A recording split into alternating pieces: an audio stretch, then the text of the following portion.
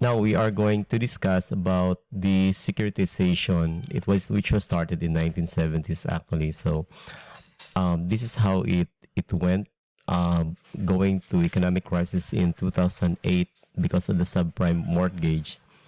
So from the start, the commercial banking is a very simple has a is handling a very simple transactions actually. So they receive money from investors, depositors. Then those money will be loaned to borrowers, and that's it. So meanwhile, while they are not mature, they hold the loans on the record.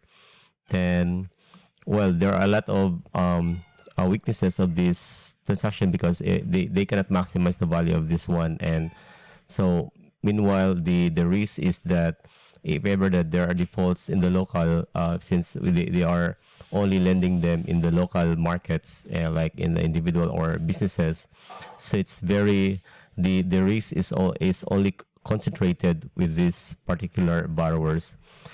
So now, there that's the problem of the commercial banks. They cannot magnify their operation. So that's why there was an idea that was created by some financial managers like that. So they have this what they call the securitizing loans, or the securitization of loans. So in this process, the investment banks, so you know the investment banks, right? They buy securities, then they they modify the features of the securities of the corporations, then to make it more interesting to the part of those who are or who wants to invest. Then meanwhile, they buy those securities that they have created for the corporation, and from the corporation, and take a hold of that, then wait for a time that the price will go up. So by the time that it will go up. Okay, so in this case, what they did is that they make a securitization of loans. So they form an entity, this investment bank, they form an entity that will buy all the loans from the banks, which are backed by mortgage, home mortgage in particular, and out of those loans, they issue like another security. So the value of that security of the loan. So what's the benefit of that from the commercial banks? So the commercial banks are no longer to wait for the collection of the payments coming from those who avail for the home mortgage, because it's already both by because those loans were already both by the investment banks. So the investment banks now will going to collect all those payments from the homeowners, or like that. So those who have home mortgage, then out of that, the investment bank created securities that is backed by. It means to say that that is supported by the loan payments. So the value of the securities will depend upon the loan payments. So the if the loan payments is good, then they can then the value of the securities is at a high. So they sell those securities to the others. So for instance, if we're talking about in Hong Kong, so those securities now can be sold all over the world, like in the US, in the Europe, like that. So as you see, the risk of the risk of default payments of the loans now are now spread not only in the banks within the local, like in Hong Kong alone, but it will be spread all over the world for those to those institutions or corporations who are investing to that particular securities. Okay, so depending on the performance of the payments of the loan, so these particular securities are going down, going up, like that. So they're traded on the financial markets, and a lot of it will buy. So they gain from speculation at the same time. So this particular securitization of loans have accelerated in the few decades, and they have the example of this like a collateralized debt obligation, or CDOs. Again, collateralized debt obligations, or CDOs.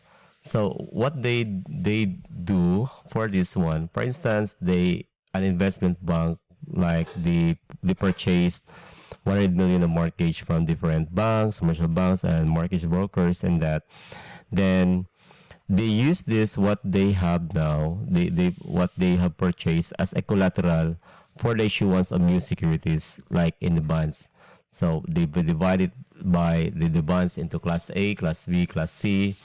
Like the class A is the first one to receive for in terms of liquidation for the proceeds, and class B, in if there excess coming for the class A, then the class B bonds will receive will get paid for whatever proceeds. Then finally the class C is the highest in terms of risk, so it has the last priority. So whatever they can get out after satisfying the class A and class B, so it will go to class C. While since this bond C or class C is has the highest risk, so it has also the lowest price because of that. So the class C will depend upon the performance of the payment. If say the payment is performing well, then it has the highest returns. Okay, and well, this is what happened in 2008. Now that is the case of subprime. What happened is that it was during the time of Bush, President Bush of America, that the housing is really booming, the realty, and a lot of financial institutions and mortgage brokers really do created like a lot of CDOs, and they were both by the investment banks and at the same time by other financial institutions, and they were sold by investment banks and other commercial to the other financial institutions like the hedge funds, mutual funds like that, and even for those pension funds or any those, even the banks actually in Asia, they're buying of those securities. So because it was then believed that this particular investment that is backed by, or securities that are backed by what they call this one, the payments of home mortgage. So they believe that it is really solid investment, and they do not believe that the price will fall actually at the time. So they were not they did not anticipate what happened during the time. So when the housing market collapsed at that time, the value of these securities plummeted, destroying the balance sheets of many financial institutions. In other words, there is a you can imagine the chain effects of that. So all over the Asia, all over the Europe, those who are invested in that those financial institutions, the banks invested for those securities, they were all of their investment were vanished. So a lot of institutions actually, even the big institutions, financial institutions in America, like the Lehman Brothers or the American Insurance Company, like that, it's really they experience like bankruptcy. So it's a financial crisis during the time 2007 to 2008. So a lot of things were happening at the time. So like Barack Obama took over the administration, and yeah, and there are a lot of like their critics about the rating, that they always get the rating A even though the subprime is not, I mean the mortgage loans are not performing well. So that's it. So there are a lot of reforms that have been done for that on the securitization business, and a lot of security to avoid it happening again.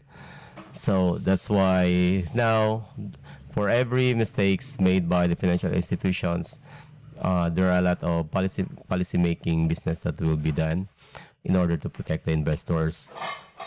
Anyway, that's normal. What I mean is it happened like early in the 1900s. It happens also the Great Financial Depression at the time. Now again, we have some financial crisis in Asia before, so a lot of experience that could lead to policy making to protect the investors and those financial institutions.